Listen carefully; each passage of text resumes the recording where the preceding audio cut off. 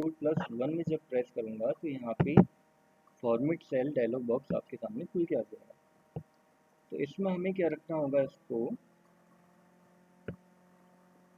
Number रखना होगा। Number में आप इसको कर दीजिए, सॉरी नंबर तो नहीं, परसेंटेज रखिए इसको आप। परसेंटेज में डेसिमल प्लेस को 1 करना होगा। अगर आप इसको 0 कर देंगे तो ऑटोमेटिक वो आप देख रहे होंगे क्या कर देगा, इसको 9 कर देगा। तो मैंने यहाँ पे इसको रखना होगा 1 और ओके, तब जाके वही अमाउंट वहाँ पे ले पाएंगे। ठीक है, इसके अलावा 8.7% के अलावा हम यहाँ पे 9 रख सकते हैं, 10, 11, 12, 13, 14, 15, जहाँ तक आप लेना चाह रहे हो। मैंने 15% रेट तक यहाँ पे दिया था। ठीक है, दूसरा काम हमें क्या करना होगा, अब हम यहाँ पे क्या फाइंड करेंगे, EMI फाइंड करेंगे। ठीक है, वो खुद निकल जाएगा। जो मैं फॉर्मूला बताऊंगा आपको, जो मैं फंक्शन बताऊंगा यहाँ पे, उस फंक्शन के थ्रू, उस ऑप्शन के थ्रू इजीली यहाँ पे वो क्या करेगा, इन सब का कैलकुलेट करके हमें दिखा देगा।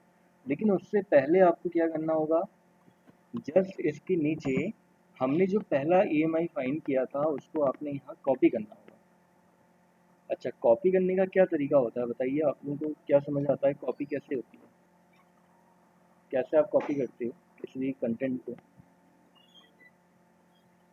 बताइए।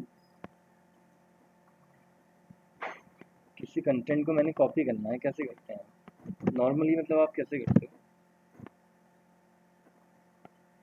सर सेलेक्ट करके Ctrl+C दबाते। हाँ, सेलेक्ट करके कट कर सकते हो आप, कट भी कर सकते हो, या कॉपी की एक शॉर्टकट की होती है, या फिर एक ऑप्शन आता है कॉपी का, और उसके बाद तब जाके पेस्ट करते हो आप। तो यहाँ पे कॉपी करने का मतलब मेरा वो वाला कॉपी करना नहीं है जो आप कह रहे थे, या जो मैंने अभी बताया वाला।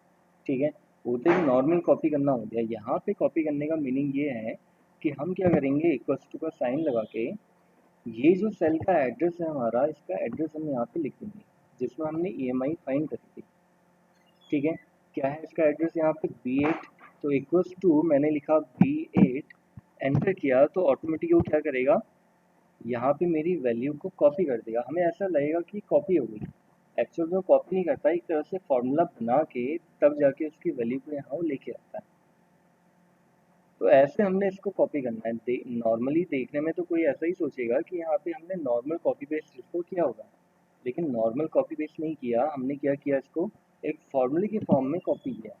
तो फॉर्मूले की फॉर्म में कॉपी करने के लिए हमें क्या करना होता है, इक्वल्स टू का सिंबल लगाना होता है, इक्वल्स टू और उस सेल का एड्रेस एंटर करेंगे आप, तो वहाँ पे आपको दिखा देगा।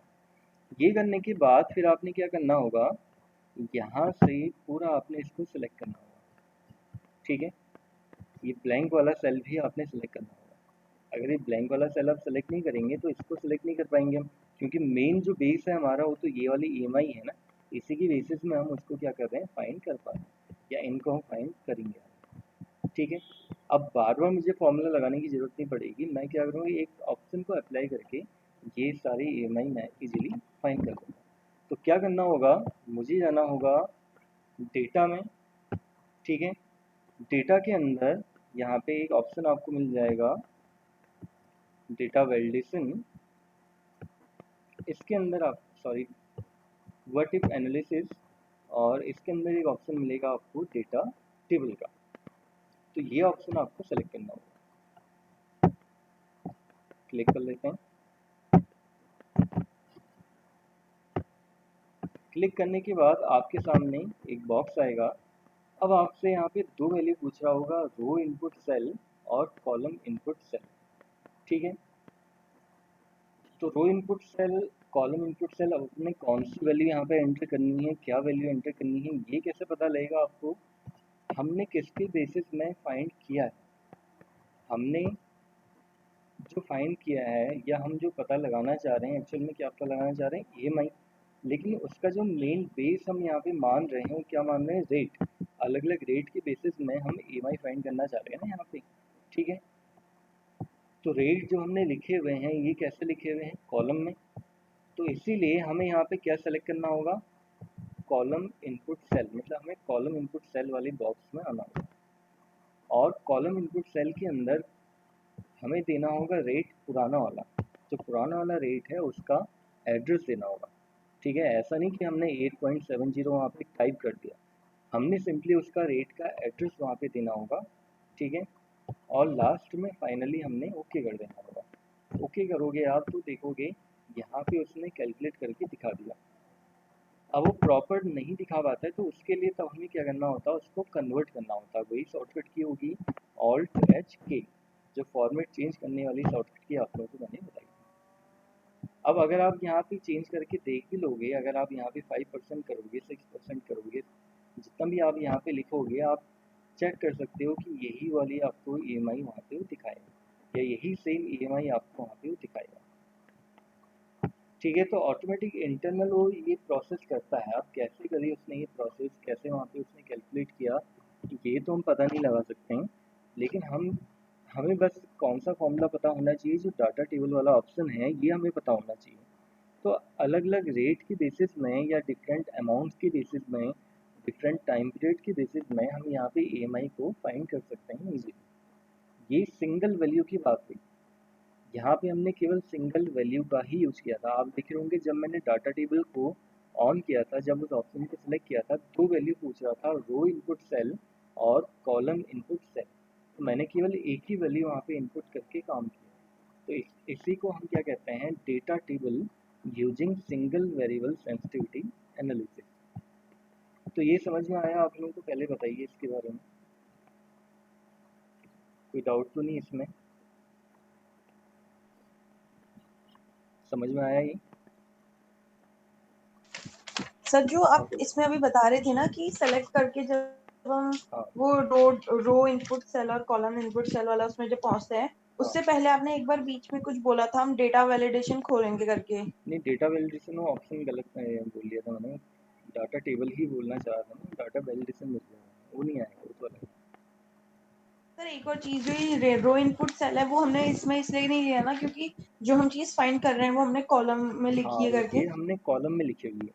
अगर ये रेट्स मैंने कॉलम में ना लिख के रो वाइज लिखे होते तो फिर आप वहाँ पे क्या करते, रो इनपुट सेल में जाते हैं, तब जाके आपको फिर रो इनपुट सेल सेलेक्ट करने के बाद ये सही आंसर दिखा पाता है। फिर इसी टेबल को अगर आप थोड़ा ट्रांसपोज करके देखो, ठीक है, क्योंकि अभी तो ट्रांसपोज वैसे हो नहीं पाएगा, पूरी कैलकुलेशन बिगड़ जाएगी। ट्रांसफर करके अगर वैसे आप देखो तो क्या होता है कि रेट जो है, पहले ऊपर क्या लिखा हुआ था, यहाँ पे EMI लिखा हुआ था, नीचे रेट लिखा हुआ था, यहाँ पे EMI आ जाता, ये वाला EMI यहाँ आ जाता, यहाँ पे ब्लैंक होता, और ऐसे करके हमने यहाँ पे रो वाइज क्या लिखे होते हैं, रेट लिखे होते हैं। तो तब फिर आप वहाँ पे रो इनपुट सेल को लेते हैं। ठीक है, उस कंडीशन में। ठीक है, क्लियर हुआ? फाइंड तो सर दोनों केस में सेम ही चीज होती ना। हाँ, फाइंड तो दोनों केस में सेम ही ऑप्शन ही फाइंड होता, दोनों केसेस में आपको सेम ही आंसर दिखाएगा, आंसर में कोई और डिफरेंस सर नहीं आंसर भी सेम होता ना हमारा। आएगा। हाँ, आंसर भी सेम होता है, आंसर में कोई डिफरेंस नहीं आएगा, क्योंकि वही सेम ऑप्शन हम यूज़ कर रहे हैं, वही हम कैलकुलेशन का प्रोसेस यूज़ कर रहे हैं। ठीक है, बस एक रो और कॉलम में जो डिफरेंस आ रहा है, आंसर आपको ही दिखाएगा। उसको एक बार आप ट्राई करके देख लेना, अगर नहीं आएगा तो फिर चेक करेंगे। अगर इनकेस कभी ऐसा होता है, कोई एरर आ जाती है, तो फिर हम चेक करके देखेंगे। ठीक है, तो इतना क्लियर हुआ सभी को? किसी और को तो कोई डाउट नहीं इसके बारे में? चलिए फिर आगे बताऊँ दूसरा वाला। अब जैसे आपने देखा होगा हमने क्या किया, डिफरेंट रेट्स की बेसिस में हमने यहाँ पे EMI फाइंड करी थी।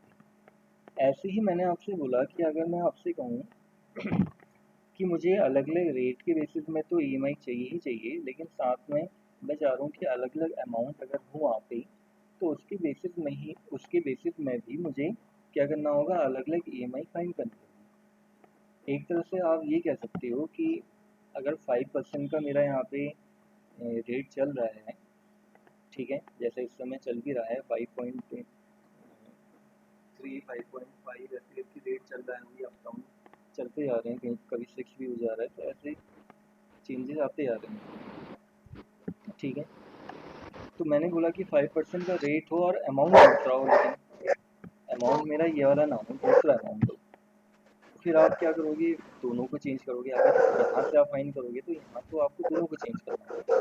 ठीक है, मैं चाह रहा हूँ कि इसको चेंज करने की ज़रूरत ना पड़े, बार बार अगर मैं आपसे चेंज करके पूछूँ कि रेट 5% ही रहे और अमाउंट मेरा 8 लाख हो जाए, फिर मैं आपसे कहूँ कि अगर रेट 5% ही रहे और अमाउंट मेरा 9 लाख हो जाए या 9.5 लाख हो जाए, तो फिर कितना ईएमआई रहेगा।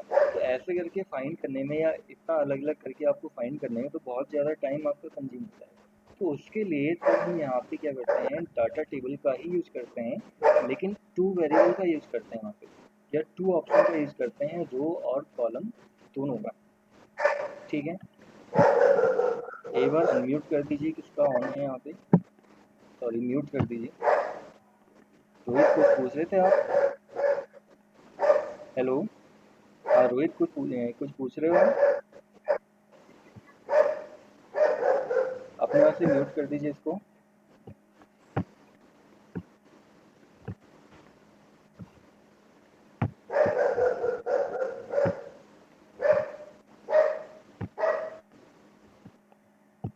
चलिए ठीक है, आगे कंटिन्यू करते हैं। तो ये कैसे होगा, उसके लिए एक हम यहाँ पे अलग से टेबल बना देते हैं। बेस तो हमारा वही रहेगा, चाहे आप सिंगल वेरिएबल वाला बनाओ या टू वेरिएबल वाला बनाओ, दोनों के लिए ही बेस हमारा क्या रहता है, ईएमआई कैलकुलेटर, या जो हमारी ईएमआई हम फाइंड करते हैं, ये ईएमआई अमाउंट, रेट और टाइम, यही हमारा बेस रहता है। ठीक है, तो हमें ये वाली टेबल तो बनानी ही पड़ेगी, ये हमारी मेन टेबल होगी। अब यहाँ पे हम इसको बना देते हैं। ठीक है, पहले हम मर्ज कर लेते हैं। मर्ज करने के बाद यहाँ पे लिख लेते हैं data table using two variable sensitivity analysis. तो इसके लिए हमें क्या करना होगा, एक तो आएगा हमारा इसमें रेट, एक आएगा अमाउंट। आप चाहो तो टाइम भी ले सकते हो, रेट और टाइम ले सकते हो, या आप टाइम और अमाउंट ले सकते हो। ठीक है, या फिर रेट और अमाउंट हमने ऑलरेडी यहाँ पे लिया हुआ है। अब रेट के जस्ट नीचे यहाँ क्या करना होगा, ईएमआई को कॉपी करना होगा। ठीक है, इससे पहले वाले में हमने क्या किया था, जहाँ पे ईएमआई लिखा था उसके जस्ट नीचे ईएमआई को कॉपी किया था। लेकिन अब हम क्या कर रहे हैं, यहाँ पे इस वाली टेबल में रेट के जस्ट नीचे आपने ईएमआई को कॉपी करना होगा। इसमें थोड़ा सा दूसरा तरीका है करने का, ये चीज़ आपको ध्यान रखनी होगी। तो क्या एड्रेस है इसका, यहाँ पे B8, तो मैंने यहाँ पे लिखा B8, या मैंने सेलेक्ट किया, एंटर किया और आ जाएगा। ठीक है, रेट यहाँ पे लिख लेता हूँ मैं 5%, 6। अब देखिए मैंने खाली 6 लिखा, परसेंट का साइन नहीं लगाया, तो उसने लिया नहीं परसेंट ऑफ। ठीक है, थर्ड के बाद वो लेता है, थर्ड में भी उसने नहीं लिया। अब मैं 8 लिखूंगा, अब वो खुद ले लेगा यहाँ पे। ठीक है, 8.7। ठीक है, उसने क्या किया, 9 कर दिया। तो 8.7 रखने के लिए क्या करना होगा, कंट्रोल 1 से हमें उसका फॉर्मेट यहाँ पे बदलना होगा, डेसिमल प्लेस को 1 कर देना होगा, 0 से। 9, 10, 11, 12, 13, 14, 15, जितना भी आप लेना चाहें। ठीक है, और अमाउंट जो आपका है वो वाला अमाउंट भी यहाँ कवर होना चाहिए। आप चाहो तो 2 लाख से ले सकते हो, 3 लाख से ले सकते हैं। मैंने ले लिया यहाँ पे अभी 2 लाख। ठीक है, फिर मैं ले लेता हूँ 3 लाख, 5 लाख,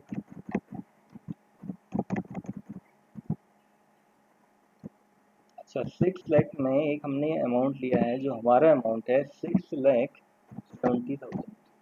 ठीक है, तो हमारा ये वाला अमाउंट भी कवर हो गया। उसके अलावा हम यहाँ पे ले लेते हैं 7 लाख, 8 लाख, 9 लाख, 10 लाख। ठीक है, इस तरह से ये हमने यहाँ पे डिफरेंट अमाउंट भी लिख ली। तो अब क्या करना होगा, हमें इस पूरी टेबल को सेलेक्ट करना होगा।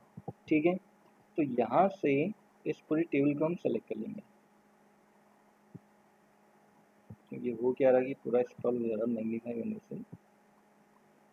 ठीक है, यहाँ से इसको हम सेलेक्ट कर लेते हैं। आपने हमेशा ही ध्यान रखना है, कॉलम की नेम आपने नहीं लेना है इसमें। कॉलम की नेम्स अगर आप लोगे तो फिर वहाँ पे एरर दिखाएगा। ठीक है।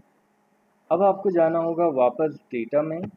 डेटा के अंदर आपको ऑप्शन मिलेगा व्हाट इफ एनालिसिस। इसके अंदर अभी हमारे दो ऑप्शन और होते हैं जो बहुत ज़्यादा इंपॉर्टेंट होते हैं। डेटा के अंदर सारे ही ऑप्शन बहुत इंपॉर्टेंट हैं, ये आप लोगों को सारे बताए जाएंगे बाद में, ये अभी नहीं आएंगे, बाद में आएंगे। तो डेटा टेबल में आपको जाना होगा। डेटा टेबल में अब आपसे पूछ रहा है रो इनपुट सेल। रो इनपुट सेल मतलब रो में हमने जो वैल्यू लिखी हुई है, तो रो में हमने क्या लिखा हुआ है, अमाउंट लिखा हुआ है। तो इसमें कौन सा अमाउंट आएगा, हमारा ये वाला जो अमाउंट हमने लिखा था इसका एड्रेस आ जाएगा। ठीक हो गया। नेक्स्ट आएगा इसके बाद कॉलम इनपुट सेल। तो कॉलम इनपुट सेल में क्या आएगा, हमने यहाँ पे रेट्स लिखे हुए हैं। तो रेट में हमारा वाला जो रेट है, जो हमने यहाँ पे पहला रेट लिया था ईएमआई को फाइंड करने के लिए, वही वाला रेट यहाँ पे आएगा, या उसका एड्रेस आप कह सकते हैं। ठीक है। अगर डायरेक्टली हम वहाँ पे रेट लिख लेंगे तो उससे तो प्रॉपर कैलकुलेट नहीं कर पाएगा, तो इसका भी हमें यहाँ पे थोड़ा ध्यान रखना होगा। एक प्रॉपर या एक फिक्स अमाउंट ना लिख के हमें यहाँ पे सेल का एड्रेस देना जरूरी है। ठीक है। तो ये हमने किया। इसको करने के बाद फिर आपको क्या करना होगा, ओके कर देना होगा, सबका वो कैलकुलेट कर देगा। अब सबका जब कैलकुलेट कर देगा, मैंने आपसे बोला था इस तरह की वैल्यू वहाँ पे आ जाती है, नेगेटिव वैल्यू में हमें आंसर भी दिखा सकता है। तो क्या करना होगा, हमें सबको सेलेक्ट करके कन्वर्ट करना होगा। क्या शॉर्टकट की थी, ऑल्ट एच और के। अब मैं अगर आपसे इस तरह से पूछूं यहाँ पे अलग अलग रेट के बेसिस में अलग अलग ईएमआई कितनी होगी, तो इजीली आप देख के वहाँ पे बता सकते हो।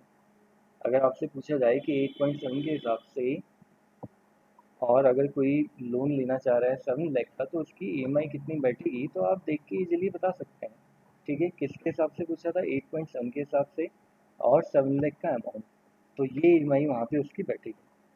कितना उसमें इंटरेस्ट जाएगा, कितना प्रिंसिपल अमाउंट जाएगा, कितना इंटरेस्ट अमाउंट जाएगा, वो कैलकुलेट करना आप लोगों को मैंने पहले ही बता दिया है। यहाँ पे हम क्या कर पा रहे हैं कि अलग अलग अमाउंट के बेसिस में, अलग अलग रेट्स के बेसिस में ईएमआई को हम फाइंड कर पा रहे हैं। टाइम वाला आपने निकालना है तो टाइम वाला अलग से आप निकाल सकते हो, टाइम के बेसिस में, क्योंकि यहाँ पे केवल हमारे पास दो ही ऑप्शन वाला एक ऑप्शन रहता है ना, डाटा टेबल में दो ही ऑप्शन आते हैं एक बार में। ठीक है। तो केवल हम दो ही ऑप्शन को प्रेफर कर सकते हैं, या तो आपको अमाउंट और टाइम लेना होगा, ठीक है, या फिर आप अमाउंट और रेट ले सकते हो, या फिर आपको रेट और अमाउंट लेना होगा, या फिर आपको रेट और टाइम लेना होगा। तो जो भी ऑप्शन आपको इनमें से सही लगे वो ऑप्शन आपको लेना पड़ेगा इसमें। ठीक है। क्लियर हुआ सर ये एक बार ऑप्शन। दोबारा समझा सर। कौन सा वाला, पुराना वाला भी और ये वाला भी, कौन सा वाला समझ में नहीं आया। इससे पहले वाला भी जो डिफरेंट रेट पे कैलकुलेट करा। ये वाला ही, अलग अलग रेट। और इस चीज़ का एक ध्यान और रखिएगा कि जब भी आप ये वाली टेबल बना रहे हो, डाटा टेबल इतनी ज़्यादा सेंसिटिव होती है कि इनमें से कोई भी वैल्यू को अगर आप गलती से डिलीट कर देते हो, अगर मैं इसको डिलीट कर रहा हूँ तो पूरा डिलीट कर रहा हूँ, केवल एक को नहीं। अगर मैं एक को डिलीट करूँगा तो पूरी टेबल ही मेरी यहाँ पे हैंग हो जाएगी, या पूरी एक्सेल की फाइल मेरी हैंग हो जाएगी, क्योंकि आपस में ये सब क्या होते हैं, कनेक्टेड होते हैं, रिलेटेड होते हैं। तो इसका भी ध्यान रखना होगा आपको यहाँ पे। फिर आपका एक्सेल काम ही नहीं करेगा। अब हमने क्या किया था यहाँ पे, एक ईएमआई फाइंड करी थी, एक हमने फिक्स अमाउंट लिया था, एक हमने फिक्स रेट लिया था, एक हमने फिक्स यहाँ पे टाइम लिया था। अब मैंने आपसे बोला कि अगर अलग अलग रेट मैं आपको दे दूँ, उस अलग अलग रेट के बेसिस में आपने क्या करना होगा, ईएमआई मुझे निकाल के दिखानी होगी। ठीक है। तो उसके लिए आप क्या करोगे, उसके लिए सिंपल तरीका तो आप एक ही ऐसा यूज़ कर सकते हो कि एक आप ऐसे टेबल बना लोगे। टेबल बनाने के बाद यहाँ पे इसको चेंज करते रहोगे रेट को, और यहाँ पे इन वैल्यू को कॉपी पेस्ट करते रहोगे आप। तो एक तरीका तो ये भी हो गया करने का। ठीक है, कि ऐसे भी हो जाएगा।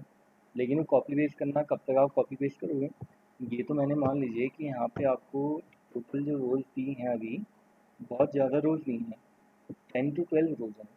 ठीक है। यही अगर मैं आपसे बोलूँ कि ऐसे 100 या 200 रेट्स मैं आपको देता हूँ, और आपने ईएमआई को फाइंड करके दिखाना है, फिर आप कैसे करोगे। तो उसके लिए तब हमारे यहाँ पे डाटा टेबल का यूज़ किया जाता है ऐसे ऑप्शंस के लिए, कि ज़्यादा से ज़्यादा रेट या कितने भी ज़्यादा रेट हमें यहाँ पे दे दिए जाएँ, हम उसके बेसिस में ईएमआई को ईज़िली फाइंड कर सकते हैं विदिन सेकंड। हमें जब बहुत ज़्यादा टाइम नहीं लगेगा। इसी रेट को अगर मैं आगे बढ़ा दूँ या बढ़ाते रहूँ, तो ईज़िली आप वहाँ पे फाइंड कर सकते हो। 16 कर दूँ इसी को मैं 16.1, 16.2 ऐसे करके मैं लेता, 15.1, 15.2, 15.3, 4 ऐसे करके मैं लेता और लंबा बना देता उसको, तो ईज़िली मैं फाइंड कर सकता हूँ उसको।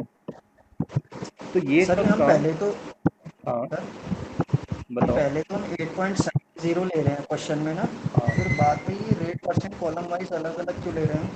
अलग-अलग इसलिए ले रहे हैं कि अगर हमें उतने का पड़ा होता है या अगर वो कम हो जाता है, ज़्यादा हो जा रहा, तो हम एक पता लगाना चाह रहे हैं या एक अपने लिए हम एक टेबल बना के रखना चाह रहे हैं। मान लीजिए जैसे कि आप ये मान सकते हो कि आप एक बैंक एम्प्लॉय हो या एक लोन डिपार्टमेंट आप चला रहे हो, वहाँ पे आपको अलग अलग लोगों को ऐसे लोन देना पड़ता है और लोन के प्राइस जो रेट्स हैं वो कम ज़्यादा होते रहते हैं।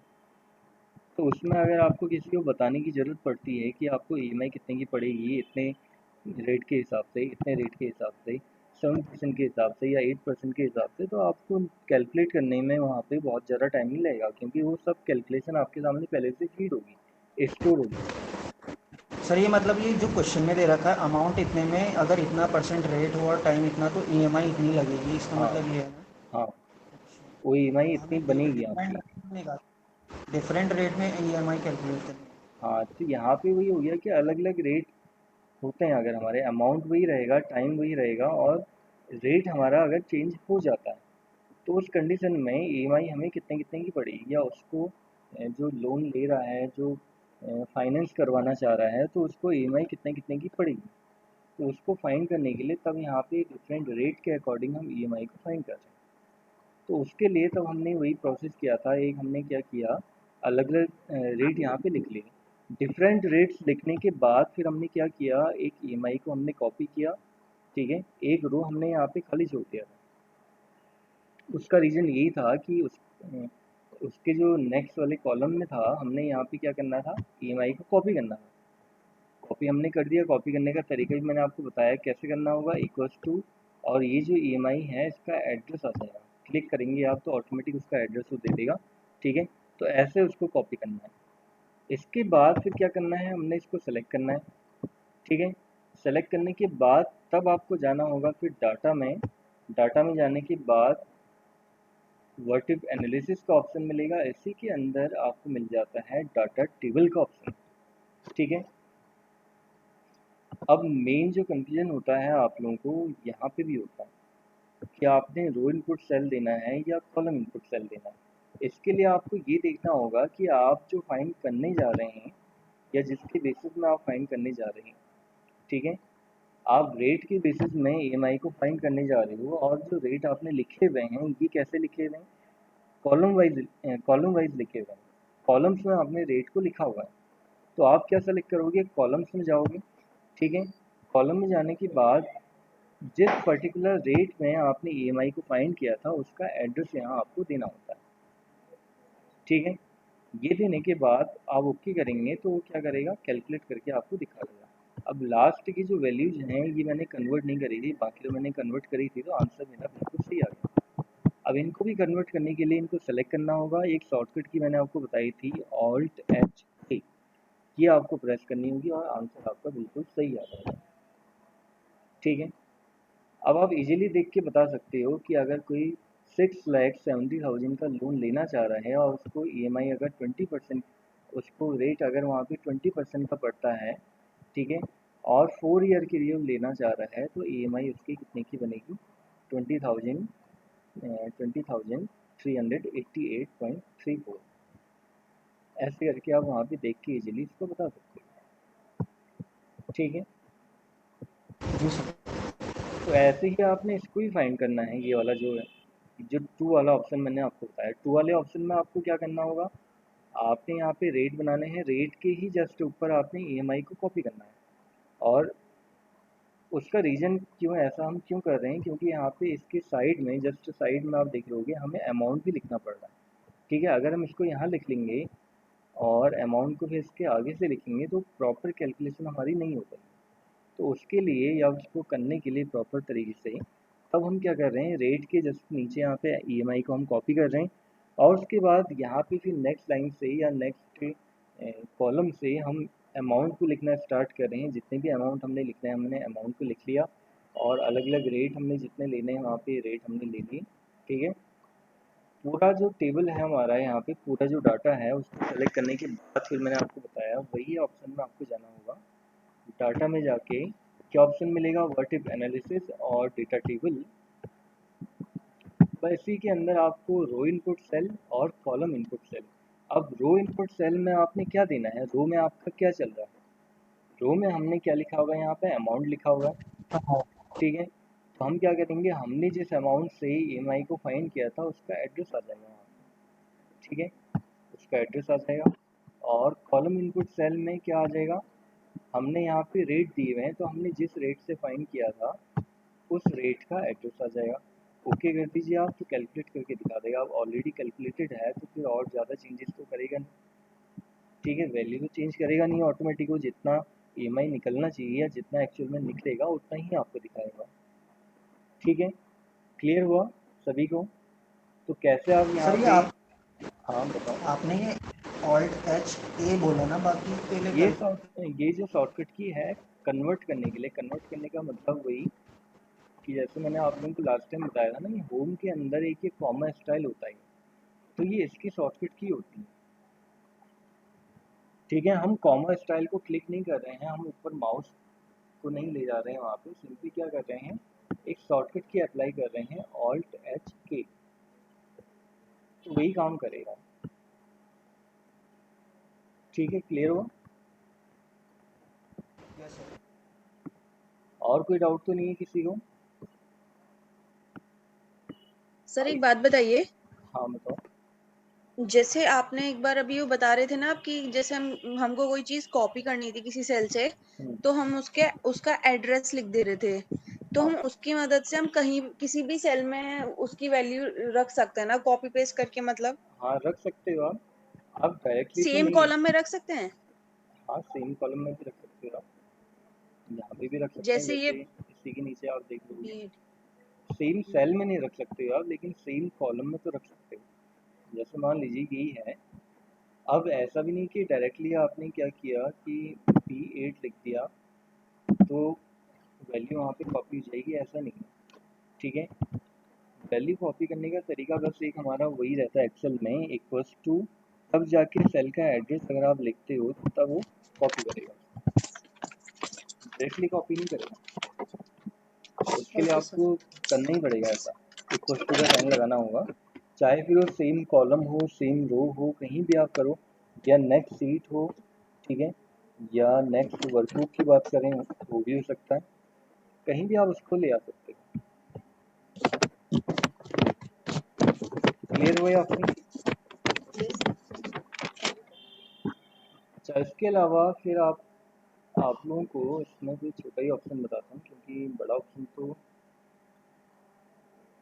पॉसिबल नहीं हो सर ये पाएगा। हमने सर हाँ बताओ। सर ये हमने ईएमआई इसलिए ये रेट के नीचे लिखी कि ये दो वेरिएबल लेके है, तो कहाँ पे? इसलिए मतलब ईएमआई का अच्छा ऑप्शन है ना ये दूसरे वाले इस पे, तो आपकी रेट के आवाज़ नीचे उतनी कॉपी क्लियर नहीं करा आ रही दिया।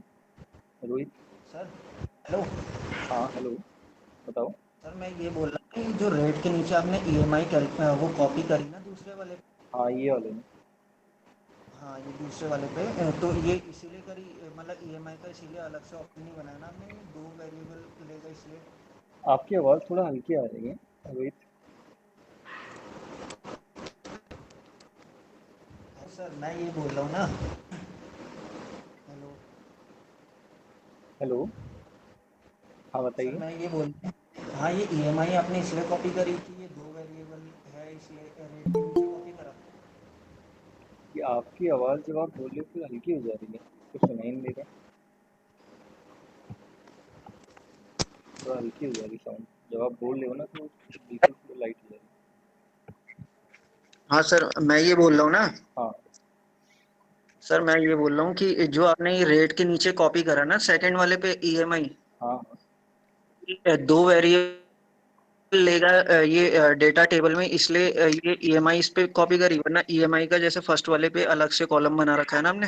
हाँ हाँ, वो फिर वैसे ही करना पड़ता है। अगर आप सिंगल के लिए अच्छा, कर रहे हो तो फिर आपकी ईएमआई ऐसे अलग से ही आएगी। ठीक है, अगर आप टू के लिए कर रहे हो, टू से ये ज़्यादा हम तो हो अगर नहीं पाएगा। अमाउंट अमाउंट पहले लिखते और रेट को ऐसे रो वाइज लिखते तब भी ऐसे ही आता ना, बात सेम एक ही है, चीज हाँ, करनी कैसे पड़ती। भी करो, हाँ, कैसे भी करो आप चाहे अमाउंट को नीचे लिख लेते हैं, अमाउंट को आप ऐसे लिख लेते हैं, और रेट को आप यहाँ पे ऐसे लिख लेते हैं, बात एक ही है, कैसे भी करो आप उसी फॉर्म में आएगा जिस फॉर्म में हमने यहाँ पे इसको किया है ना। आप इसी फॉर्म में एज इट इज़ उसको वहाँ पे लिखना, तो सही काम करेगा। इसी फॉर्म में होना चाहिए वो, तभी वो कर पाएगा। ठीक है, क्लियर हुआ इतना? चलिए फिर आगे देखते हैं, आगे कंटिन्यू करते हैं फिर। अच्छा, इसमें एक हमारी टेबल और बनती है। चलिए ये तो मैं सेव करके रखूँगा इसको मैं, और आप लोगों को शेयर भी कर दूँगा। अब हम चले जाते हैं सीट टू में। सीट टू में जाने का एक शॉर्टकट तरीका आप लोगों को बताया था, किससे होगा, क्या शॉर्टकट की होती है? सेकंड सीट में जाना है हमें या नेक्स्ट सीट में जाना है, तो शॉर्टकट की क्या होगी? Control page down. ठीक है, थोड़ा ध्यान रखिए शॉर्टकट कीज वगैरह भी। अच्छा, और एक चीज़ और भी कहना चाह रहा था आप लोगों से, मेरे ख्याल से आज फीस की लास्ट डेट होगी है, पहले तो बताया तो नहीं था मेरे ख्याल से।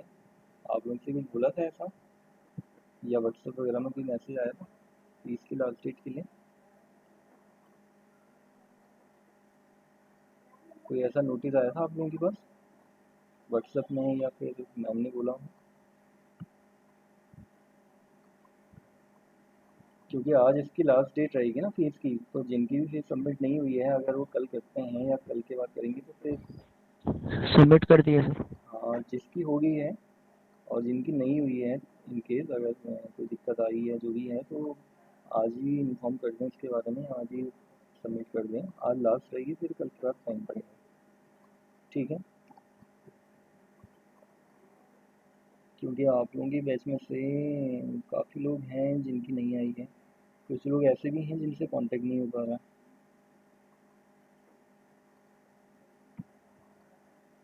चलिए ठीक है, फिर आगे कंटिन्यू करते हैं। जो नहीं आए हैं उन लोगों को भी बता देना, आज लास्ट डेट रहेगी फीस की, आज ही रहेगी। अच्छा ठीक है, इसमें आप लोगों को अब मैं बता रहा हूँ एक टेबल, इसका नाम है इलेक्ट्रिसिटी बिल। ठीक है, थोड़ा सा आप लोग होल्ड पे रहिएगा।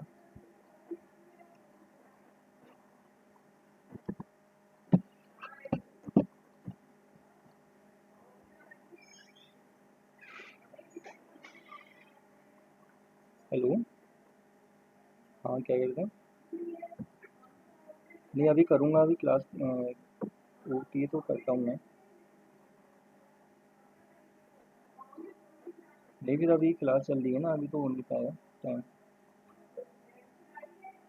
थोड़ी देर में अभी वो क्लास हो जाएगी पूरी, तो मैं कर दूँगा खुद ही। हाँ, टाइम मिलता नहीं है, ठीक है। ओके। हाँ,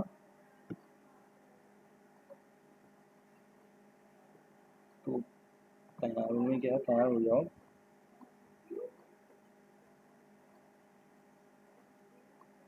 क्योंकि इतनी जल्दी तो कैसे पता करना।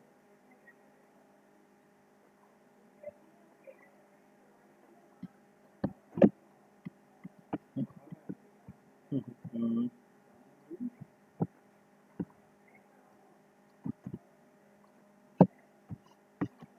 हाँ ठीक है, चलिए आगे कंटिन्यू करते हैं। इसमें आप लोगों को इलेक्ट्रिसिटी बिल वाली एक टेबल बनती है हमारी, उसमें कई सारे ऑप्शंस आते हैं। कुछ आप उसमें देखोगे कि फॉर्मूला हम कैसे बनाएंगे, खुद से फॉर्मूला बनाने का एक आइडिया भी आप लोगों को लगेगा।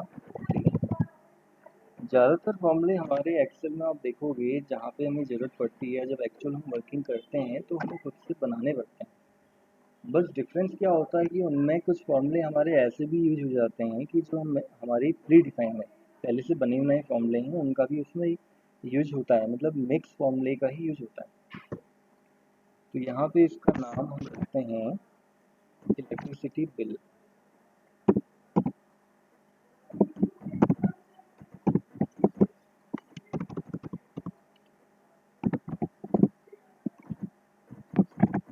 Bill details. तो अलग अलग कस्टमर्स की यहाँ पे इलेक्ट्रिसिटी जो बिल उनका जो रहता है उसकी डिटेल्स हम यहाँ पे बनाएंगे, ठीक है। तो उसके लिए हमारे पास कौन कौन से कॉलम्स होने चाहिए या क्या क्या कॉलम होना चाहिए, कुछ आइडिया आप बता सकते हो क्या क्या कॉलम की नेम रहेंगे हमारे वहाँ पे।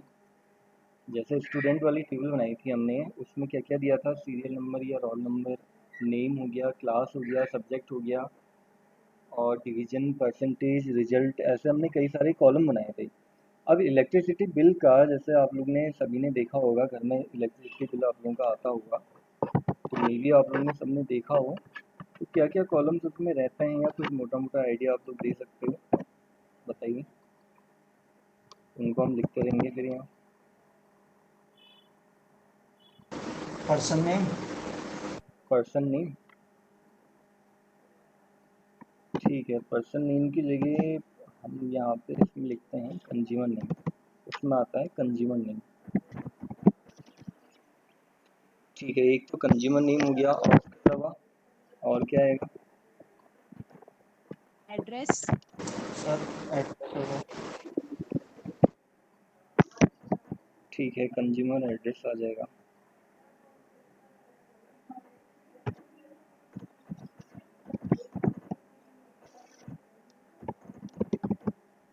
उसके अलावा और क्या हो सकता है? Sir electricity per unit charges, hmm, unit charges, date, electricity charges, चलिए एक डेट का कॉलम भी आएगा, डेट भी बोला किसी ने। और इलेक्ट्रिसिटी चार्जेस, किस तरह के चार्जेस रोहित? पर यूनिट चार्जेस। ठीक हो गया, तो इसको हम कहते हैं रेट पर यूनिट बोला जाता है, ठीक हो गया। और क्या कॉलम हो सकता है, और क्या लगता है आप लोगों को पॉसिबल कॉलम इसमें? वैलिडिटी, क्या? वैलिडिटी, वैलिडिटी वैलिडिटी कैसे, मतलब? मतलब इतने तारीख तक के वो जमा करते हैं, वरना फाइन, फाइन एक्स्ट्रा चार्ज अच्छा, पे एक तरह से डेट ही हुई हो, ड्यू डेट कह सकते हो आप, डेट डेट के अंदर ही आ जाएगा, ड्यू डेट हो गया ना। और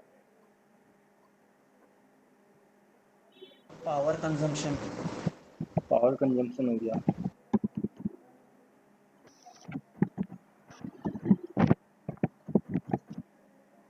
और इसके अलावा कुछ लगता है आप लोगों को हो सकता है?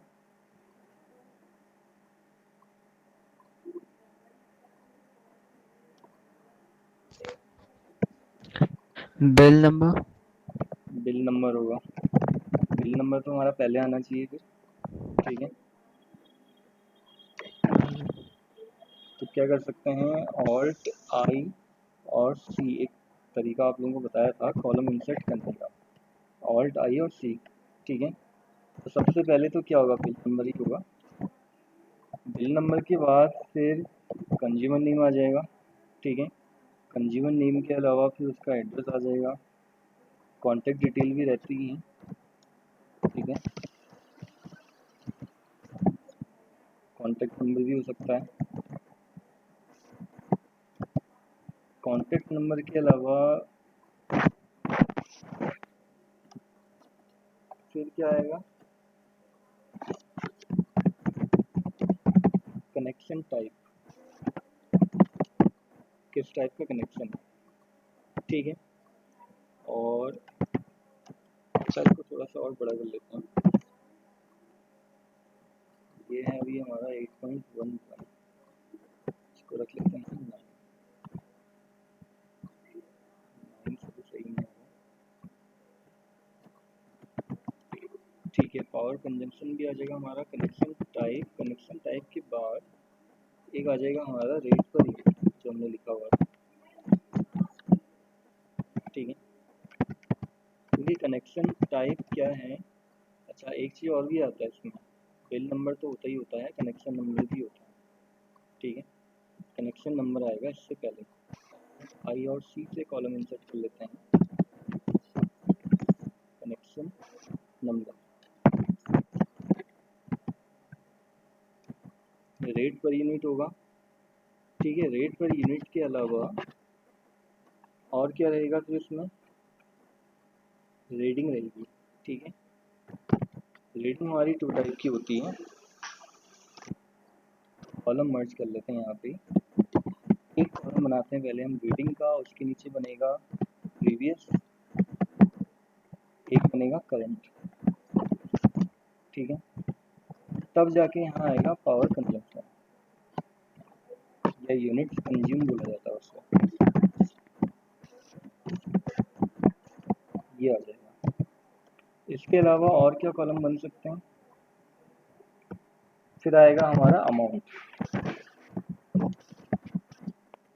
अमाउंट में भी 2 होंगे, ठीक है, प्रीवियस, एक आएगा करंट।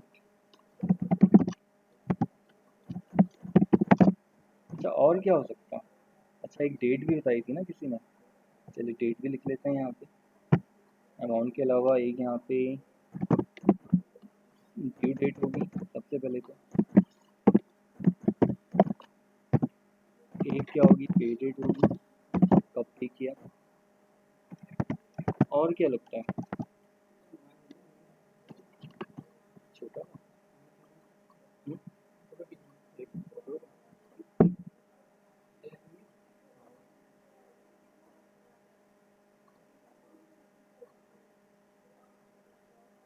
इसके अलावा यहाँ पे आ जाएगा हमारा फाइन अमाउंट, ठीक है। लास्ट में बनेगा पेबल अमाउंट, इस टाइप। तो टोटल तो जो पॉसिबल कॉलम मुझे लगते थे वो तो सब मैंने बता दिए। अगर कोई इनके छूट जाता है या कोई बाद में मुझे याद आया तो उसको भी देख लेंगे, कवर कर लेंगे, उसको भी ऐड कर लेंगे, ठीक है। तो ये हमारे इतने पॉसिबल ऑप्शंस हो गए जो इसके अंदर रहते हैं। कैलकुलेशन तो इसमें बहुत ज़्यादा नहीं है, बिल नंबर तो सिंपली कुछ भी हो सकता है, ठीक है, 1101 इस टाइप के बिल नंबर्स रहते हैं। कंज्यूमर नेम अभी फिलहाल के लिए ABC हम ले लेते हैं, एड्रेस हम लिख लेते हैं हल्द्वानी, कॉन्टैक्ट नंबर,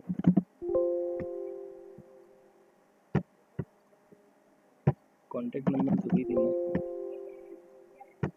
कुछ गलत बटन लग जाएगा, ठीक है, ये हो गया। कनेक्शन नंबर,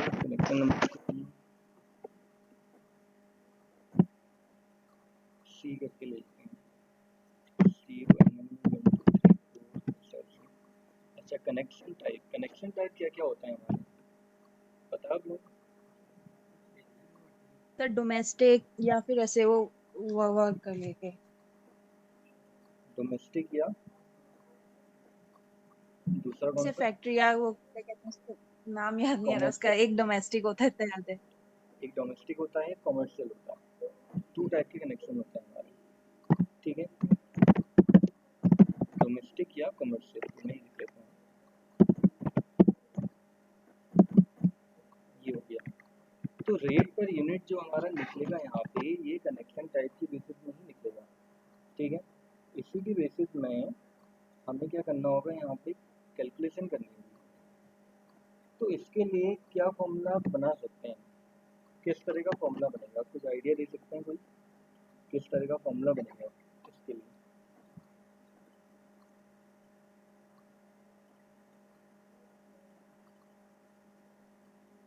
आ रहा कुछ आइडिया? सिंपल फॉर्मूला बनेगा या फिर एक कंडीशन बेस्ड फॉर्मूला बनेगा? सिंपल फार्मूला बनेगा। सिंपल किस तरह से, क्या फॉर्मूला लगा सकते हैं? टोटल जो मतलब इलेक्ट्रिसिटी का रेट होगा पर मतलब जितनी आपकी यूनिट के आवाज़ थोड़ी चार्जेस हल्की होंगे, हो जा रही जैसे है, 1 यूनिट के चार्ज है। आपकी आवाज़ ना थोड़ा हल्की हो जा रही अच्छा, है, थोड़ा जितना मतलब जितना अमाउंट बनता है सा। 1 यूनिट इक्वल्स टू 5 रुपए से।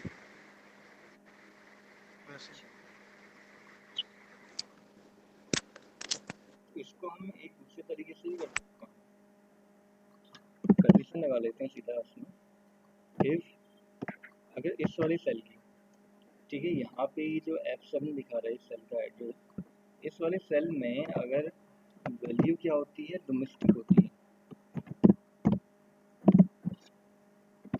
सिंपली हो गया कि अगर F7 में या कनेक्शन टाइप हमारा डोमेस्टिक होता है, ठीक है, तो रेट पर यूनिट हम एक एवरेज मान के चलते हैं 3 होगा, ठीक है।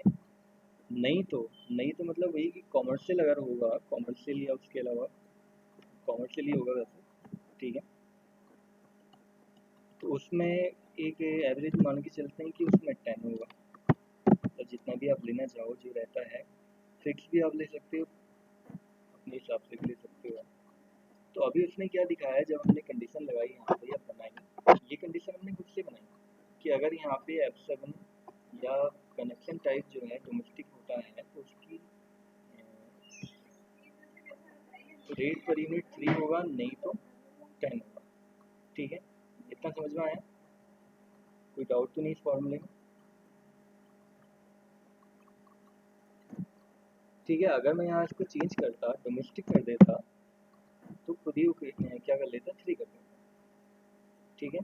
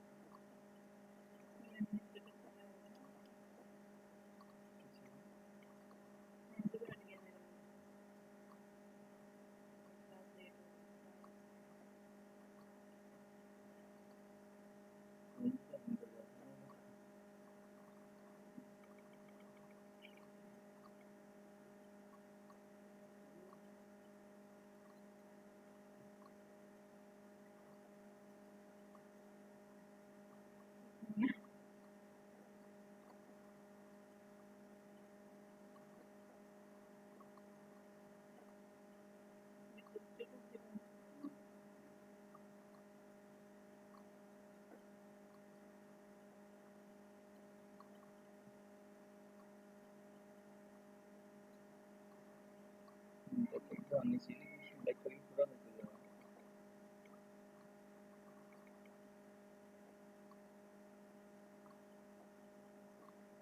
एक बार रिस्टार्ट ही कर लीजिएगा, ज़्यादा टाइम लग रहा है। कर दिया मैंने। उसके बाद ये सारा ठीक है। यहाँ पे अगर हम जैसे इसको कमर्शियल कर दें तो ऑटोमेटिक वो चेंज कर देगा। अच्छा, रीडिंग तो क्या है कि एक फिक्स रीडिंग रहेगी वहाँ पे, ठीक है। मान लेते हैं कि प्रीवियस रीडिंग जो थी हमारी 540 थी, तो करंट रीडिंग ज़्यादा होगी या कम होगी, पता है इसी हो? प्रीवियस अगर 540 है, करंट रीडिंग बढ़ेगी कम होगी? बढ़ेगी। सर बढ़ेगी, क्योंकि पावर कंजम्पशन आप ज़्यादा कर रहे हो। लास्ट मंथ तक आपकी 540 थी, मान लेते हैं 670 ये हो गया, ठीक है। तो यूनिट कंज्यूम फाइंड करने के लिए फिर हमें क्या फॉर्मूला लगाना पड़ेगा इसके लिए? सिंपल सा फॉर्मूला लग जाएगा, equals to current reading minus previous reading, ये वाली रीडिंग, ठीक है। तो ऐसे आपने यहाँ पे पावर कंज्यूम या फिर यूनिट्स कंज्यूम फाइंड करना होगा कि कितना यूनिट आपने उस मंथ में कंज्यूम किया। एंटर करोगे जवाब तो आप देखोगे यहाँ पे कैलकुलेट करके दिखा रहा है। सिंपल से ही फॉर्मूला यहाँ पे लग रहा है, आप देख लोगे, ठीक है। बस एक हमारा थोड़ा ही कंडीशन बेस्ड फॉर्मूला यहाँ पे लगा, ठीक है। अच्छा, ये हो गया। इसके अलावा अब यहाँ पे अमाउंट की बात आती है, ठीक है। अमाउंट कैसे कैलकुलेट किया जाएगा? चलिए, प्रीवियस का तो मैं एक हिंट आपको दे देता हूँ। प्रीवियस अमाउंट कैसे आएगा कि जितना अभी तक हमने दे दिया है total, previous reading into rate per unit मान लेता है, ठीक है। और करंट वाला ये हम कैसे निकालें? अच्छा आप लोग कनेक्टेड है ना, सारे कनेक्ट रहना है, क्योंकि मेरे ख्याल से लाइट चलेगी तो नेट डिस्कनेक्ट हो सकता है, तो आप लोग डिस्कनेक्ट नहीं करना। आवाज़ आ रही है आप लोगों को मेरी? तो बताइए फिर करंट ट्रेडिंग हमने निकालनी है, कैसे निकलेगा?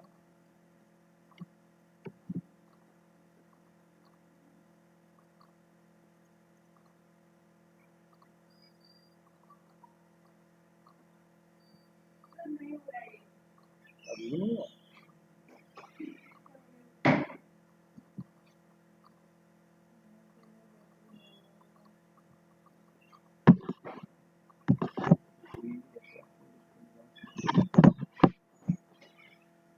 आपको कोड भेजना है ना?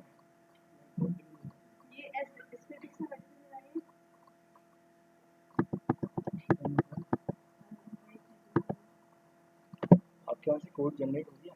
नहीं हो रहा ना, ये कोड भी जनरेट नहीं हुआ? हो गया है। खाली भेजना ही होगा।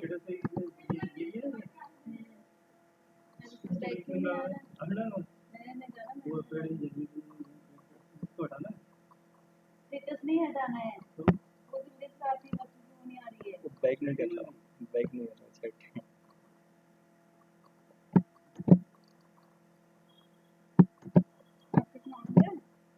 नहीं अभी तो नहीं कर रहा, अब वो नहीं चलेगा ना, नेट चलेगी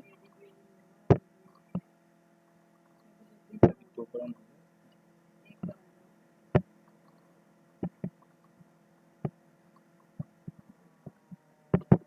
नेट ही चलेगी, नेट चलेगा एकदम ठीक। कौन सी?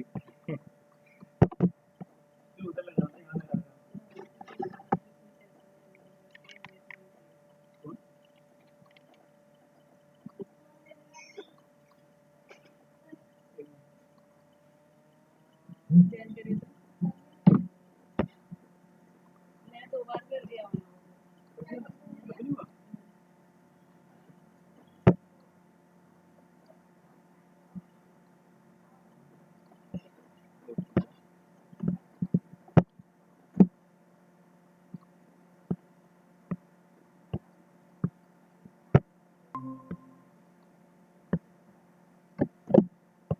हेलो, हाँ कनेक्टेड हैं सभी आप लोग?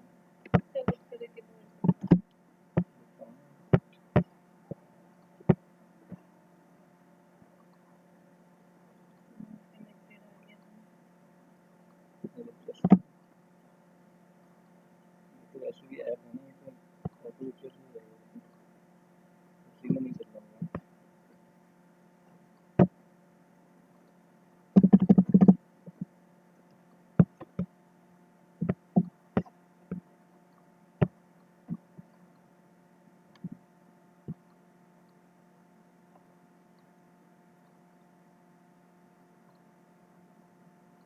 खुल तो गया इसमें, एडीपी को भेजना। एडीपी वाला ना, हाँ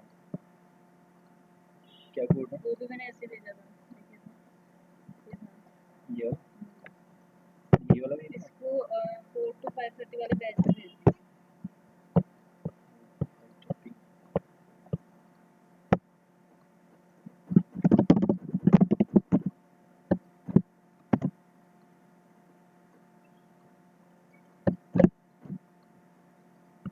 चलिए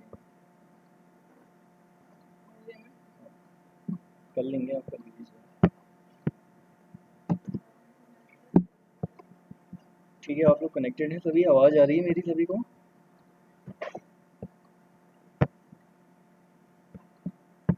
हेलो, हाँ बताइए ज़रा, आवाज़ आ रही है? Yes sir. ठीक है, स्क्रीन शेयर कर रहा हूँ मैं। बैक नहीं कर पा रहा, पता नहीं ये दिक्कत आ रही है। अपडेट नहीं मांग रहे फ़ोन ही हैंग हो गया है ऐसा लग रहा है। अच्छा देखिए, करंट वाला बता रहा था आप लोगों को, करंट वाले का कुछ आइडिया आ रहा है कैसे आप फाइंड करोगे करंट? करंट के लिए फिर वही होगा कि जितना यूनिट हमने कंज्यूम किया है उसके बेसिस में हम करेंगे, equals to unit consume into rate per unit. ठीक है, जो भी उसका सेल का एड्रेस रहेगा वहाँ पे अभी तो यहाँ पे क्या दिखा रहा है, G7 दिखा रहा है, क्योंकि यहाँ पे कौन सी रो में हम काम कर रहे हैं, कौन से कॉलम में काम कर रहे हैं, ये एग्जैक्टली पता नहीं लग पा रहा। मैक्सिमाइज करने से पूरा दिखा नहीं रहा। ठीक है, ये अगर मैक्सिमाइज को हटा दें,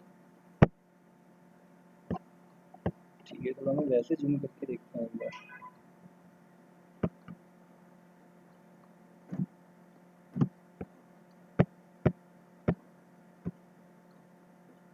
ठीक है, ऐसे तो दिख ही रहा होगा आप लोगों को। तो कैसे हमने फाइंड किया इसको?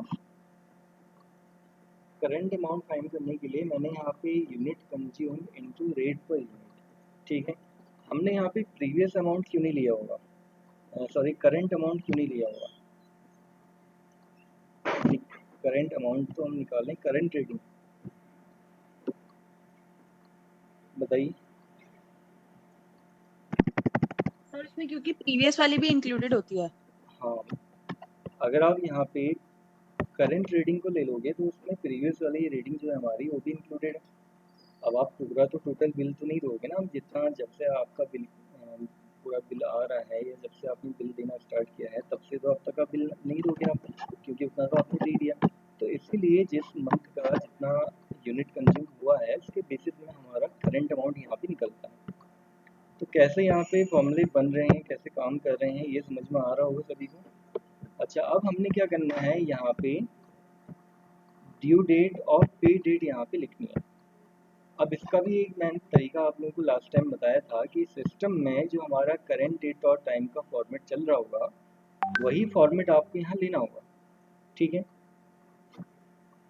तो नीचे सिस्टम में डिफ़ॉल्ट जो डेट और टाइम या किसी भी सिस्टम में अगर आप बात करें, चाहे लैपटॉप हो डेस्कटॉप हो, उसमें क्या फॉर्मेट रहता है, पहले आपको क्या दिखाता है, मंथ दिखाता है, फिर आपको डे दिखाएगा, फिर आपको ईयर दिखाएगा। ठीक है, तो आज कितनी डेट हो गई, फिर आज 6 हो गई। ठीक है, मंथ है 7।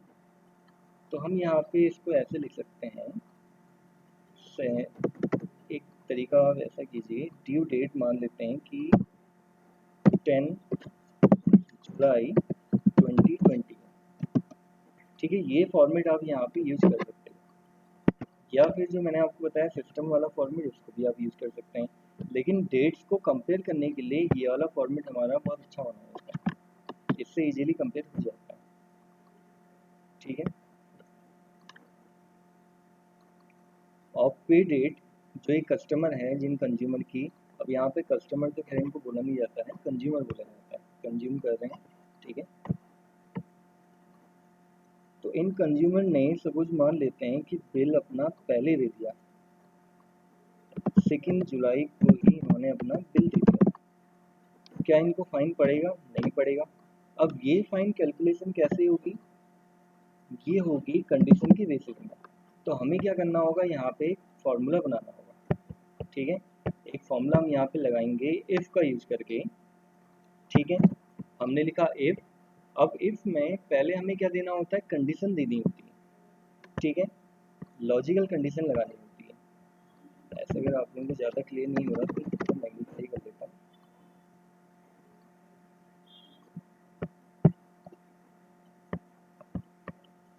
कंडीशन लगाने के लिए हम क्या यूज करते हैं, यहाँ पे इफ यूज करते हैं, इक्वल्स टू इफ, और ब्रैकेट में ये सारी प्रोसेस हमें देनी होती है। तो क्या कंडीशन बनेगी हमारी, हम क्या करेंगे, इन दोनों डेट को आपस में कंपेयर करेंगे। ठीक है, तो उसके लिए क्या करना होगा, यहाँ पे इसका जो एड्रेस है ये देखना होगा, क्या है इसका एड्रेस, N7। ठीक है, आप क्लिक कर सकते हो, इफ N7 ग्रेटर देन क्या हो जाएगा, M7, कि अगर पे डेट ज़्यादा हो जाती है ड्यू डेट से तो तब क्या होगा, उसको फ़ाइन पड़ेगा। सपोज हम मान लेते हैं कि 50 रुपीज़ का फ़ाइन पड़ेगा, एक ओवरऑल फ़ाइन मान लेते हैं, नहीं तो फ़ाइन पर डे के हिसाब से भी आ सकता है। ठीक है, उसके लिए क्या होगा कि फ़ाइन डेज आपको फ़ाइन करने पड़ेंगे अलग से, कि टोटल फ़ाइन डेज करके ऐसा फिर आपको अलग से निकालना पड़ेगा कि कितने दिन एक्स्ट्रा हो गए, और पर डे के हिसाब से फिर आपको फ़ाइन निकालना पड़ेगा। आप वैसे भी कर सकते हो, उसमें मल्टीप्लाई करना पड़ेगा, कंडीशन लगाने की ज़रूरत ही नहीं, फिर वहाँ पे रेट पर यूनिट से मल्टीप्लाई हो जाएगा।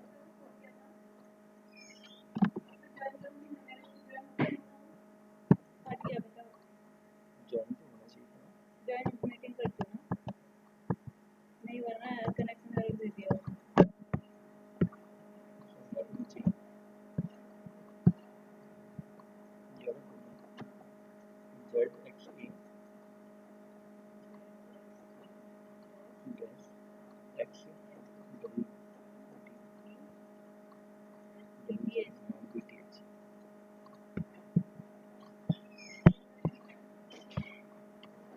एक हमने कंडीशन लगाई यहाँ पे कि अगर N7 हमने क्या माना है यहाँ पे पे डेट हो गया, ठीक है, कि अगर पे डेट ड्यू डेट से ज़्यादा हो जाती है तो एक ओवरऑल अमाउंट हम यहाँ पे ले रहे हैं, बोला मैंने आपसे कि 50 रुपीज़ का उसको फाइन पड़ेगा, नहीं तो 100 रुपीज़ का उसको फाइन पड़ेगा, ठीक है। एक सिंपल तरीका ये हो गया फाइन अमाउंट निकालने का, सॉरी 100 का नहीं पड़ेगा, 0 का पड़ेगा। अब जब हमारा क्या होगा, पे डेट ड्यू डेट से कम होगी तो उसको फाइन पड़ेगा नहीं ना, 0 पड़ेगा, हमने गलत लिख दिया था अभी। तो अभी क्या हो रहा है, आप देख रहे होगे यहाँ पे 0 दिखा रहा है, और जैसे ही डेट अगर मैं यहाँ पे चेंज करता हूँ, सपोज अगर मैं यहाँ पे डेट बढ़ा देता हूँ, इसको मैं ले लेता हूँ 11, तो क्या करेगा, वैसे ही फाइन लगा देगा। तो ऐसे हमारा ये फाइन वाला फॉर्मूला बन गया, ठीक है। ये तो हमने सिंपल तरीके से बना दिया, अगर आप इसको डे के अकॉर्डिंग बनाना चाहते हो वैसे भी बन जाएगा, वो तरीका भी मैं बता दूंगा आप लोगों को, ठीक है। 2 कॉलम हमें और बढ़ाने पड़ेंगे इसमें, तो हो जाएगा। ये हो गया। ये करने के बाद लास्ट में फाइनली हमारा क्या बनेगा, एक पेएबल अमाउंट बनेगा कि कितना हमने वहाँ पे पे करना है, ठीक है, टोटल अमाउंट।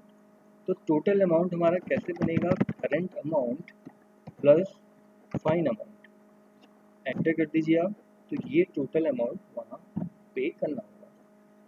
तो ऐसे आप यहाँ पे इजीली आप फॉर्मूले बना सकते हैं, ठीक है। किसी भी तरह का कैसा भी फॉर्मूला आप बनाना चाह रहे हो इजीली आप उसको बना सकते हैं। उसके लिए आप लोगों को पहले वाले जो फॉर्मूले हैं या जो अभी तक आप लोगों को बताए हैं फॉर्मूले, वो आपको क्लियर होने चाहिए। हम यहाँ पे क्या करते हैं, कंडीशन ही तो लगा रहे हैं, ठीक है, और नॉर्मली यहाँ पे हम प्लस माइनस कैलकुलेट करना यही सारे ऑप्शन तो कर रहे हैं, तो इजीली हो जा रहा है। तो किसी को कोई डाउट तो नहीं किसी फॉर्मूले में, बताइए, कोई कैलकुलेशन में कोई डाउट हो, ऐसा कुछ सबको आगे समझ में?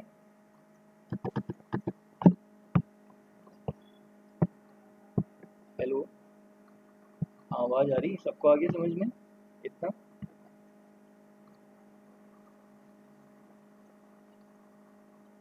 वही तो आपकी साउंड नहीं आ रही, कुछ बोल रहे हो आप? क्या समझ में? हाँ, क्या कह रहे थे, कुछ पूछना है? तो इतना क्लियर हुआ फिर आप लोगों को, कोई डाउट तो नहीं इसमें? ये फाइल में वैसा आप लोगों को सेंड कर दूंगा, इसमें आप देख लेना कैसे फॉर्मूले लगे हैं, कैलकुलेशन कैसे हुई है, फिर आप सेल्फ उसको ट्राई कर सकते हैं, ठीक है।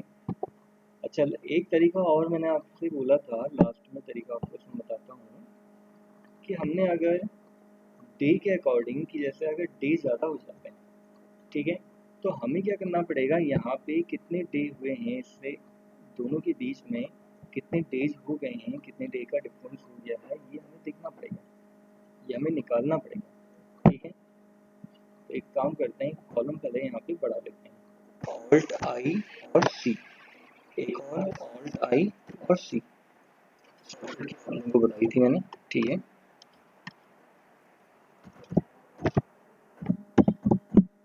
Total days, total point days, ये लिख लेते हैं, ठीक है। अब ये डे फाइंड करने के लिए भी आप लोगों को एक तरीका बताया था, कितने दिन हो गए हैं, याद है आप लोगों को कौन से फॉर्मूले से किया था हमने, कितने साल हो गए हैं, कितने दिन हो गए हैं, कितने महीने हो गए हैं, ये हमने निकाला था ऐसा। अगर आप लोगों को याद आ रहा हो किससे किया था हमने, कौन सा फॉर्मूला यूज़ किया था,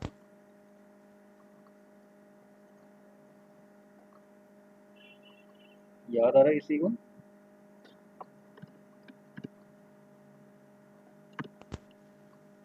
नहीं है यार, चलिए बता देता हूँ, डेटेड इफ का यूज़ किया था हमने, ठीक है।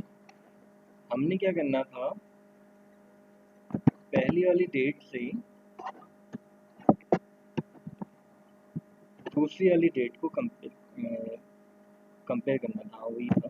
पहली वाली डेट देनी थी हमने, उससे दूसरी वाली डेट तक हमने क्या निकालना था, डे निकालने थे। और डे निकालने के लिए क्या लिखते थे हम, ब्रैकेट में MD लिखा जाता, ठीक है।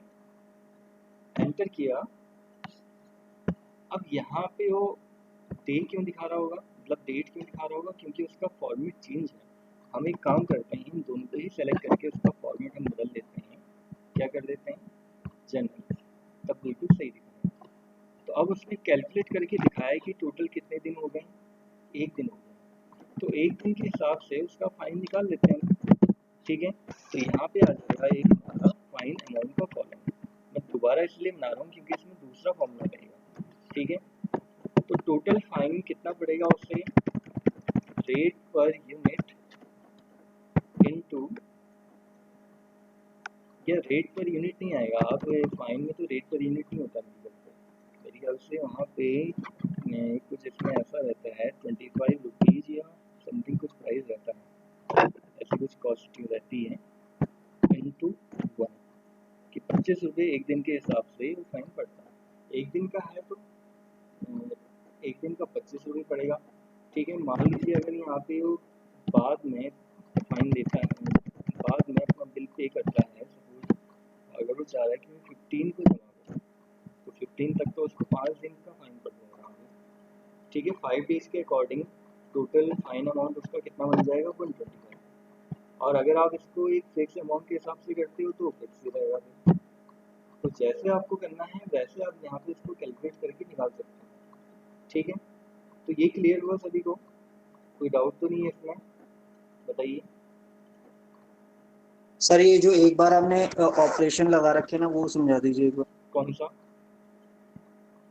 सर ये जितने भी ऑपरेशन जिनमें लगा रखे ना, एक फॉर डेटेड वाले। चलिए देख लेते हैं। शुरू से हमने एक तो यहाँ पे फॉर्मूला लगाया था कि रेट पर यूनिट वाला, कि हमने यहाँ पे बोला कि रेट पर यूनिट डिपेंड करेगा कनेक्शन टाइप के ऊपर, कि कनेक्शन अगर उसका डोमेस्टिक है तो रेट पर यूनिट 3 होगा, नहीं तो 10 होगा। 10 कब होगा, कॉमर्शियल होगा या उसके अलावा कुछ भी वहाँ लिख दो आप, ठीक है। वो फिर हमें एक ऐसी परफेक्ट कंडीशन बनानी पड़ेगी। जनरली तो यही लिया जाता है कि अगर डोमेस्टिक है तो 3 है, नहीं तो 10 या जो भी अमाउंट एक आप दिखाना चाह रहे हो वो अमाउंट आ जाएगा। तो इसीलिए हमने एक कंडीशन यहाँ बनाई। दूसरी कंडीशन फिर हमने यहाँ पे बनाई थी यूनिट कंज्यूम के लिए, ठीक है, दूसरा फॉर्मूला कह सकते हो आप। तो उसमें यूनिट कंज्यूम कैसे निकलेगा, जब हम करंट ट्रेडिंग को सब्ट्रैक्ट करेंगे प्रीवियस रीडिंग से, तो कितना यूनिट हमने कंज्यूम किया है ये हमें पता लग जाएगा। अब जब ये पता लग जाएगा तो उसके बाद हम करंट अमाउंट भी पता लगा सकते हैं, ठीक है। प्रीवियस अमाउंट तो सिंपली कैसे पता लगेगा, previous reading into current trading. अगर आप देखो इसका फॉर्मूला यूनिट कंज्यूम का मैंने कैसे लगाया है, current reading minus previous reading, तो ये निकल गया मेरा यूनिट कंज्यूम, ठीक है। फिर आ गया मेरा उसके बाद प्रीवियस अमाउंट। प्रीवियस अमाउंट कैसे निकाला था हमने, previous reading into rate per unit, कि टोटल अभी तक हमने जितना दे दिया, ठीक है। फिर आएगा करंट अमाउंट। करंट अमाउंट के लिए हमने क्या किया था, करंट रीडिंग नहीं लिया था हमने। करंट रीडिंग अगर हम लेते तो टोटल हमें जो पहले का था वो भी हमें देना पड़ता। तो हमने क्या किया, यूनिट कंज्यूम जितना हमने खर्च किया है इनटू रेट पर यूनिट, तब जाके हमारा क्या निकला था, करंट अमाउंट निकला था, ठीक है। इसके अलावा फिर हमने ड्यू डेट ली थी, एक हमने पे रेट ली थी, ठीक है। इसको करने के बाद फिर हमने यहाँ पे एक डेट को कंपेयर करके देखा था, जो पहला वाला फॉर्मूला हमने, क्योंकि हम यहाँ पे फाइन वाला अगर निकाल रहे हैं, ठीक है, अगर आप डे के हिसाब से निकाल रहे हो तो मैंने बताया आपको कि ये फॉर्मूला लगाना पड़ेगा डेटेड, क्योंकि ये क्या काम करता है, total number of days, total number of month और टोटल नंबर ऑफ ईयर्स आपको फाइन करके देता है। तो हमें क्या रिक्वायर्ड था, टोटल नंबर ऑफ डेज, तो टोटल डेज यहाँ पे निकाल के दिखा दी। उसके अकॉर्डिंग अगर फाइन अमाउंट होगा हमारा तो वो भी क्या होगा, एक फिक्स होगा कि पर डे के हिसाब से आएगा, कि एक दिन का 20 रुपये, एक दिन का 10 रुपये, उसके हिसाब से बिल वहाँ पे आएगा, ठीक है। तो एक फॉर्मूला तो हमारा ये था। दूसरा फॉर्मूला हमारा क्या था, ये वाला कि हमने कंडीशन लगाई थी, ठीक है, कि अगर पे डेट ड्यू डेट से ज़्यादा हो जाती है तो फिक्स वाला एक हमने यहाँ पे अमाउंट दिया था, तो उसको फाइन पड़ेगा 50 रुपये का, चाहे वो बिल कभी भी दे उस महीने में, ठीक है। ये फ़र्क नहीं पड़ता, कभी भी दे, लेकिन फाइन उससे पड़ेगा ही पड़ेगा 50 रुपीज़ का। अगर वो पहले कर देता है बिल अपना पे, ठीक है, ड्यू डेट से, तो फाइन उसको 0 का पड़ेगा, ठीक है, 0 रुपीज़ का फाइन हुआ। लास्ट में फिर हमारा क्या निकलेगा, पेबल अमाउंट। ये कैसे निकलेगा, करंट अमाउंट प्लस जो भी हमारा एक फाइन अमाउंट बना हुआ है इससे निकलेगा। अब फाइन अमाउंट डिपेंड करता है आप कैसे निकाल रहे हो, वही मैंने आपको बताया कि 2 तरीके हमारे यहाँ पे हैं, 2 कंडीशन मैंने आपको बता दी, वो डिपेंड करता है, ठीक है। तो उसके बेसिस में फिर आपको यहाँ पे फॉर्मूला बनाना होगा। तो इतना समझ में आया फिर सभी को? कोई डाउट तो नहीं है फिर अब? Yes sir. ठीक है, ये फाइल को मैं सेव कर दे रहा हूँ और इसको फिर मैं आपको सेंड कर दूँगा, ठीक है। तो आज के लिए तो फिर हम इतना ही करेंगे और बाकी जो फिर आप लोगों के आगे डाउट्स वगैरह रहेंगे तो उसको कल हम क्लियर कर लेंगे।